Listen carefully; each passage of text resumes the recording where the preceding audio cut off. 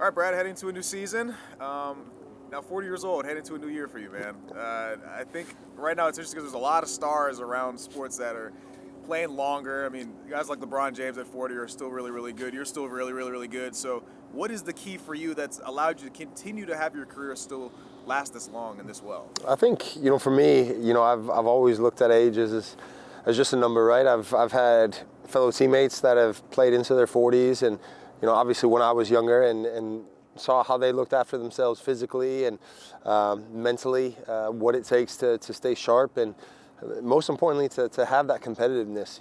I think you need to have that burning desire from within you to want to go out and compete and want to be on the field and want to be out when the whistle blows, and if you've got that and you've looked after yourself, and knock on wood, I've been more or less pretty lucky with an injury history, not too long, and the injuries that I've had, I've been able to bounce back from, and so it's an ability to physically look after yourself, know what you need from day to day, but then also mentally wanting to be a part of it. How much is it diet and what the exercises, the routine? Like, what are the things that you're actually doing that allows it to still work? And has it been trying to find a balance of how to actually get it done, the research and stuff like that? How did you figure out a routine that actually works? Yeah, I mean, I think it's a lot of trial and error, right? It's, you talk about diet, of course, as you get older, your metabolism changes, and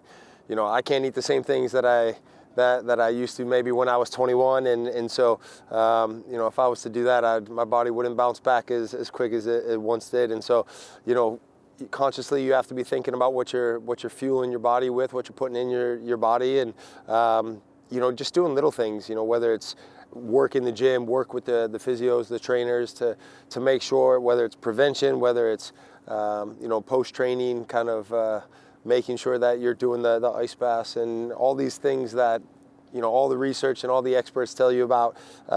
With all that being said, I've got a bit of an old school mentality of, listen, just get out there and play. Get out there and do the business, whatever it takes. And so it's, I've got that mentality of, I don't want to spend too much time in the training room, because I always joke with those guys that once you go in there, they don't let you out. And so, we're lucky with our medical staff. They do a great job of keeping myself able and ready, as well as the other guys. So you're feeling good. I'm sure that you mentioned back when you were 21, things probably feel a little bit different now at this age. How have you adjusted how you play based off of now what your physical ability allows you to be able to do? To be honest, I don't change. If anything, I probably end up having to do more now, just because the position warrants that of a goalkeeper. It's being able to play and cover your back line. So you've got to play off your line. You've got to play out of the box. You've almost got to be a little bit of a sweeper and be able to clean things up. And you've got to be able to adjust with the times, with the position, and the position certainly has changed since I first became a professional. And so that's all part of it. That's all part of the journey. And I embrace that challenge. I embrace those opportunities to learn and get better. And again, the position of goalkeeper, it's never just a black and white position of this is how you do it, this is not how you do it. It's an evolving position. And I watch games of European games or other goalkeepers, and I say, oh, I like what that guy does, and let me try if I could fit that into my game, or there's no way my body's going to allow me to do that, so I'm going to stay away from that one. But it's a constant learning process. Was there a moment somewhere through your career where things like, I'm sure it's like steps in the process, right, as you continue to grow and grow, is there a point where you realized like there was kind of a shift, like that you remember as like, I'm really here, I can really do this in a big way, or was it really young, or where did it kind of hit for you? No, I mean, I've always wanted to be a professional, right? And whether that was in middle school or in high school, that was always the goal. And to be able to live your dream, it's what anybody wants, right? It's whether you dream to be a doctor in a hospital and you fulfill that dream, it's the same thing for me. And I've just been extremely lucky to be able to do it for as long as I have. And there's not one day that goes by that I take it for granted of being able to play the game of soccer for a living. And I've been extremely lucky. I'm going to ask one question about last year, and then we'll talk about the future. Last year, of course, a lot of people are going to talk about that incredible run you guys had into the playoffs, but of course your performances against Inter Miami. I mean, when you think about that time, where does that time kind of rank for you in your career, and where does it kind of stand as one of your bigger performances of your life? Yeah, I mean, to be honest, one, my memory's terrible, so I don't remember, and that's a good thing because as a goalkeeper, whether you have mistakes, whether you make great saves, it's always best to have a short-term memory of being able to put it out because it's always the next save that is the most important.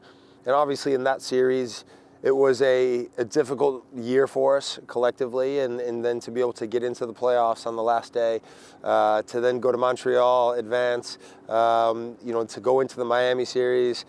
There was just a lot of emotion and a lot of energy that went into it, and so to be able to come out on top, it meant a lot, obviously, for the club. It meant a lot for our fan base, and I think there probably weren't too many happy faces outside of the Atlanta area, but that's what makes sports so special. And when you have an underdog go up against a big team like Miami and the players that they have, and to be able to come out on top, it's the true underdog story. And so it was special in that regard. But ultimately, we fell short of our goal, and our goal is to win trophies. Our goal is to be competing and playing for trophies, and we fell short. And so that moment was nice at the time, but ultimately, when you look at the big picture, it was a few steps too short.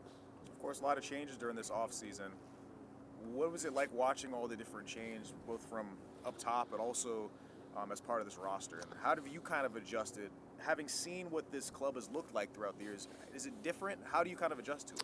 Yeah, I mean, listen, the thing about professional sports is there's always going to be change. There's always going to be turnover. You're going to have guys leave. You're going to have new guys come in, and that's just the nature of the business. And that's just part of it. It's what we all sign up for. And so when you go into an off season, you're always keeping one eye kind of on the moves of what's the club doing, who's coming in, and who's going out and whatnot. And obviously some big signings for us in terms of individuals, and that's always exciting, right? Because it creates a buzz. It creates this energy that sometimes you need to have created from the outside, and it gives you that boost going into preseason, saying, right, this is going to be hopefully a special year. And so now those guys have come in the door and have hit the ground running, and that's exciting for us as a group. You mentioned one of the new guys. One of the new guys is one of the older guys. Yeah. What is it like being able to team up with Miggy again? Yeah, it's great having him back. His English is a lot better after being 6 years in England, and so that part's great. But to have his smiling face in the locker room, to know that he's been at the top. He's been, whether it's in the Premier League, whether it's playing for his country, or more importantly, being in this league and knowing what it takes to win in this league, because this league is unique. And so to have someone that's tasted that success, it's even better that he's tasted that success here, and with myself, and we want to be able to pass it along to the guys around us and say, right, we want to get back there. That's what we want to be about. It's easier saying like everything that you're saying, have been saying to them. You got another guy that kind of backs for you sure, right? I mean, for sure. I've heard that Miggy's like a tireless worker. He's incredible in that. How much of that aspect, considering that's something that you do as well, kind of gets back on these guys as well? Yeah, I mean, that's you want guys that lead by example, right? You want guys that are doing all the right things. You want guys that professionally are showing what it takes to make it, whether it's here in Major League Soccer, whether it's on the international stage or in the Premier League. And so, he's someone that's done that. He's had that taste, and his work ethic on the field, we all know is unbelievable, but off the field, the way he looks after himself, second to none. And so that part is encouraging, and hopefully will show our younger guys, hey, this is what it takes. The new guy that a lot of people are also really interested in, Emmanuel Latzelot, you're having to take shots from him. We've not seen a whole lot from him. So for someone that's been alongside him so far here in training sessions, what can fans expect? What makes him special? I think first and foremost is, I think it's going to be quite obvious, but his pace, his speed he's lightning quick, and that gives him an advantage straight away. And on top of that, you add in his quality, you add in his ability to be in the box and be lethal in terms of finishing. That's what you want as a 9, as a striker. And so he's someone that's going to turn a few heads and say, right, this guy's the real deal. And that part for us is super exciting. And I think my last question, I got to ask about your new head coach. How does it look different under him? Yeah, I mean, I think, again, as anytime a new staff comes in, there's obviously a learning curve from players to staff, from staff to players. Everyone's kind of trying to navigate and figure out what is the manager asking, what are we, how are we going to play as a group, how am I meant to play individually, how do I fit within the group. And so there's a lot of questions, and obviously that's what preseason is for, and ultimately you want to be hitting the ground running coming into week 1, and hopefully for us that's the case, and he's been extremely demanding on the field, and when you set those standards high, good things tend to follow, and so for us as players, it's been a good 6 weeks in terms of understanding what he wants from us, and now we got to be able to carry that into the season. And you brought a goalkeeper coach that you have a relationship with, right? Yeah, so I've known Elliot from before, from my time in England, and so knowing how he was and how he's worked, that part's exciting, and we as a goalkeeping group, as a core, it's been great throughout the preseason in terms of understanding how we're going to work, how we're going to push each other, and like I said, we're all excited for the season to start. All right, last question. You mentioned how excited you are for the season.